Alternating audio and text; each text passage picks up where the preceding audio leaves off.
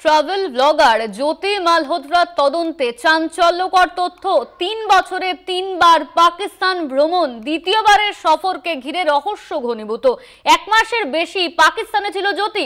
পাকিস্তানের কোথায় কোথায় গিয়েছিল তদন্ত করছে এনআইএ। পাকিস্তানে 3 বার গিয়েছিল জ্যোতি, দ্বিতীয়বারের পাকিস্তানে যাওয়া নিয়ে চাঞ্চল্য ছড়িয়েছে।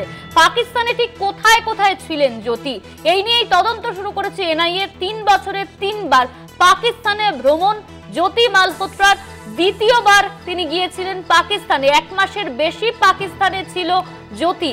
ট্রাভেল ব্লগার জ্যোতিকে নিয়ে ইতিমধ্যেই তদন্ত শুরু করা হয়েছে। পাকিস্তানে কোথায় কোথায় গিয়েছিল তদন্ত শুরু করেছে ইতিমধ্যেই এনআইএ। দেশের খবর পাকিস্তানে পাচার করত জ্যোতি, এমনই অভিযোগ সামনে এসেছে। আর এই অভিযোগের ভিত্তিতেই জ্যোতিকে গ্রেফতার করা হয়েছে। 3 বছরে 3 বার পাকিস্তানে গিয়েছিল জ্যোতি। 1 মাসের বেশি পাকিস্তানে ছিল জ্যোতি। কোথায় কোথায় ছিল তাই কিন্তু খুঁজে বের করছে এনআইএ। পাকিস্তানে কোথায় কোথায় থাকতে পারে জ্যোতি, দেশের খবর পাকিস্তানে পাচার করত জ্যোতি, এমনই অভিযোগ সামনে এসেছে।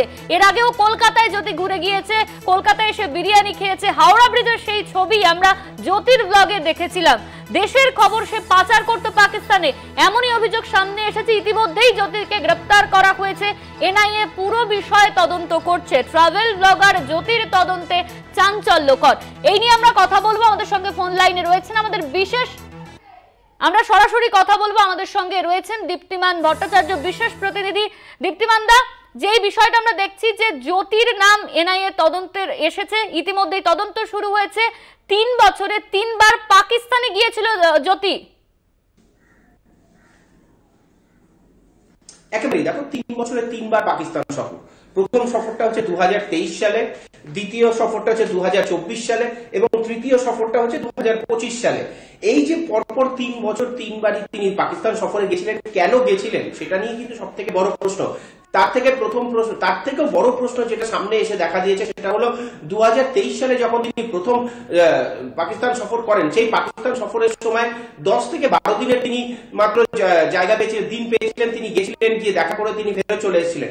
কিন্তু দ্বিতীয় যে সফরটা ছিল, যেটা ছিল 17 এপ্রিল থেকে 25 মে পর্যন্ত, 17 এপ্রিল থেকে 25 মে পর্যন্ত, অর্থাৎ 1 মাসেরও বেশি সময় তিনি পাকিস্তানে ছিলেন। এই এতদিনে তিনি ভিসা বা সেখানে গিয়ে কি করে ছাড়পত্র তিনি কি করে পেলেন, সেখানে গিয়ে তিনি কি করেছিলেন, সেখানে এই ভিসা পাওয়ার বিষয়টা নিয়ে কিন্তু প্রশ্ন উঠেছে। এখান থেকে তিনি পাকিস্তানে যান, পাকিস্তানে গিয়ে কোথায় কোথায় তিনি ছিলেন, এমনকি এরকম তথ্য উঠে আসছে যে তদন্তকারীরা জানতে পেরেছে তিনি পাকিস্তানে গিয়ে বেশ এমন কয়েক জায়গায় গেছেন যেখানে সাধারণ মানুষ যেতে পারে না। এবং এই জায়গাগুলো তিনি ভিজিট করলেন কি করে তিনি সেই সব জায়গায় গেছিলেন।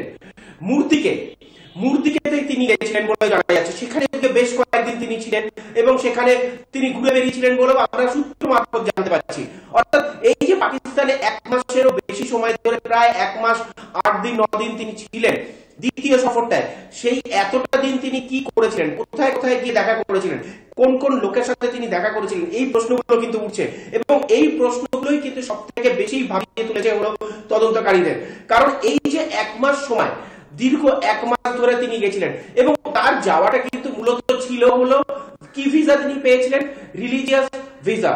এই বৈশাখের সময় যে ভিসা দেওয়া হয় বিভিন্ন লোকেদের, ভারতীয়দের বিভিন্ন সময় দেওয়া হয়, তারা সেখানে গিয়ে টুরিস্ট ভিসা হিসাবে নয়, রিলিজিয়াস ভিসা হিসেবে তারা সেখানে যান। সেখানে গিয়ে বেশ কয়েকটা জায়গা আছেন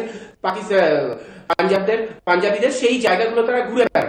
সেই জায়গা ঘুরে বেড়ানোর সময় কিন্তু সেই ভিসাগুলো তিনি পেয়েছিলেন। সেই ভিসাতে বেস করে তিনি 2 বার গেছিলেন।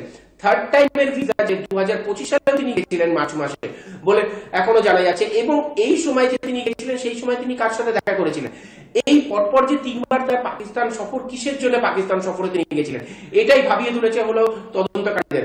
ভিসা পাওয়া এবং 1 মাসেরও বেশি সময় ধরে সেই ভিসাটা এক্সটেন্ড হওয়া, এই এক্সটেন্ড হওয়াটাকেও কিন্তু সন্দেহ চোখে দেখা হচ্ছে যে হঠাৎ করে এই ভিসাটা কি করে এক্সটেন্ড হয়ে গেল, এই ভিসার টাইমলাইনটা কি করে বেড়ে গেল, এই জায়গাটাই কিন্তু ভাবিয়ে তুলেছে তদন্তকারীদের। প্রথমে এই জায়গাগুলোকে ভেরিফিকেশন করার চেষ্টা করছেন কি করে তিনি সময় পেলেন, কি করে তিনি চলে গেলেন এরকম ভাবে, এবং সেখানে গিয়ে তিনি যে ভিডিওগুলো পোস্ট করেছেন, যে ভিডিওগুলো করেছেন, সেগুলোকেও কিন্তু এখন আন্ডার স্ক্যানার নিয়ে আসা হয়েছে।